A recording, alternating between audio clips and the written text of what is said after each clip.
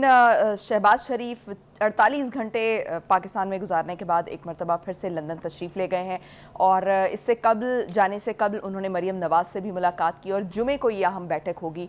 नवाज़ शरीफ साहब, शहबाज शरीफ साहब और मरीम नवाज़, इनकी आपस में मीटिंग होने जा रही है कल। जी, मरीम नवाज़ जो है वो चाहती हैं, जो शहबाज शरीफ साहब हैं वो मेरे ख्याल से नवाज़ शरीफ साहब को ये पैगाम भी देंगे कि आप अपनी वापसी अभी कुछ देर के लिए ताख़ीर कर दें। अच्छा, उसकी वजह? उसकी वजह ये है कि जब तक आप अपना बयानिया नहीं बदलेंगे तो आप तशरीफ़ ना ही लाएं तो बदलने में कितनी देर लगती है? वो नवाज़ शरीफ साहब, जिसका नाम है नवाज़ शरीफ, वो काफ़ी क्या कहते हैं टफ आदमी है। तो जो मरियम है वो ये चाह रही हैं कि कुछ भी हो जाए, अब नवाज़ शरीफ को गिवन डेट 21 अक्टूबर को वापस आ जाना चाहिए। और मेरे ख्याल से उनका इसरार जो है वो बिल्कुल ठीक भी है। आप देखें उनकी शहबाज शरीफ 48 घंटे पाकिस्तान में गुजारने के बाद एक मरतबा फिर से लंदन तशरीफ़ ले गए हैं और इससे कबल जाने से कबल उन्होंने मरीम नवाज़ से भी मुलाकात की और जुमे को ये अहम बैठक होगी।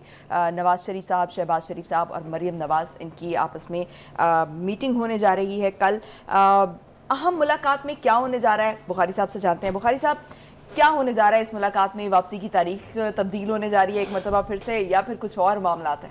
पहली बात तो यह है कि मेरे ख्याल से इलेक्शन कमीशन के इस ऐलान के बाद के जनवरी में इलेक्शन होंगे। कमर दिलशाद का ये बयान भी बहुत इंपॉर्टेंट है। उनका तारीख जहाँ तक ताल्लुक़ है तो वो 15-25 जनवरी के दरमियान कोई होगी, तो और ज़्यादा स्पेसिफिक हो गया।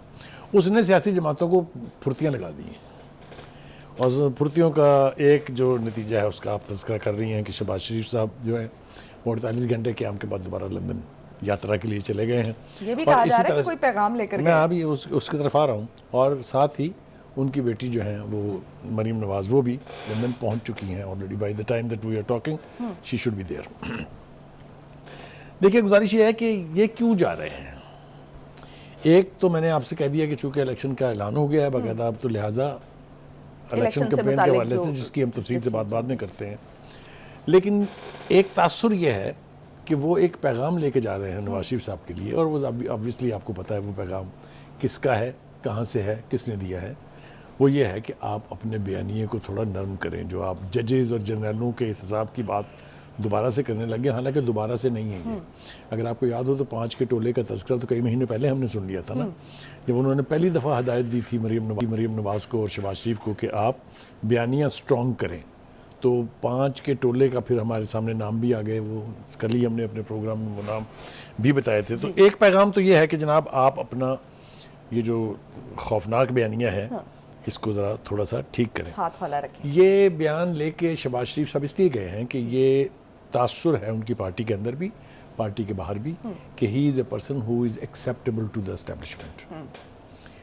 और इसकी बेपनाह शवाहद मौजूद हैं, उसका मेरे ख्याल से तज़किरा ज़रूरी नहीं है। और दूसरा ये कि वो कई एतबार से अपनी पार्टी और इस्टेब्लिशमेंट के बीच एक लिंच पिन का रोल हमेशा से अदा करते रहे हैं। ही इज़ ए ब्रिज। चलिए जनाब, ये भी हमने कह दिया। अब दूसरी तरफ हम देख रहे हैं कि जी मरीम नवाज़ जो है वो चाहती हैं, जो शहबाज शरीफ साहब हैं वो मेरे ख्याल से नवाज़ शरीफ साहब को ये पैगाम भी देंगे कि आप अपनी वापसी अभी कुछ देर के लिए ताख़ीर कर दें। अच्छा, उसकी वजह?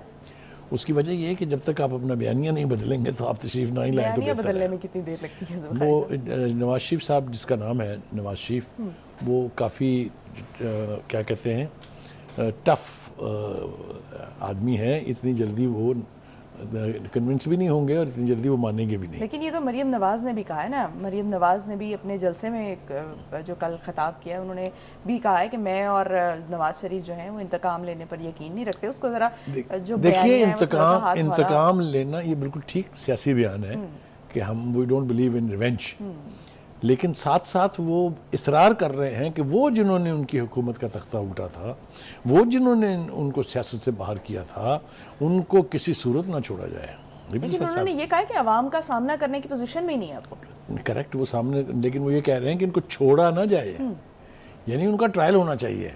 ये बड़ा सख्त बयानिया है ना। आप देखिए ना, हमने कल ही तो तज़किरा किया था कि एक तजर्बा हो चुका है ना, तो क्या हुआ था उसका फिर। तो इसलिए मेरे ख्याल से तो जो मरियम है वो ये चाह रही हैं कि कुछ भी हो जाए, अब नवाज शरीफ को गिवन डेट 21 अक्टूबर को वापस आ जाना चाहिए। और मेरे ख्याल से उनका इसरार जो है वो बिल्कुल ठीक भी है। आप देखें उनकी पार्टी के अंदर भी दो धड़े हैं, एक वो डेडिकेटेड वर्कर और लीडर्स हैं जो नवाज शरीफ के साथ जुड़े हुए हैं, जो भी वो कहें जो भी वो करें उसके साथ हैं। दूसरे वो शहबाज शरीफ साहब अनदर फैक्टर जो प्रो एस्टेब्लिशमेंट भी हैं, और कुछ ऐसे MNA MPs भी हैं जिसका तज़किरा जो है हम बाद में करेंगे, वो जो इसके अपने तहफ़्फ़ुज़ात का इज़हार इसके कर रहे साथ तहफ़्फ़ुज़ात का इज़हार भी कर रहे हैं।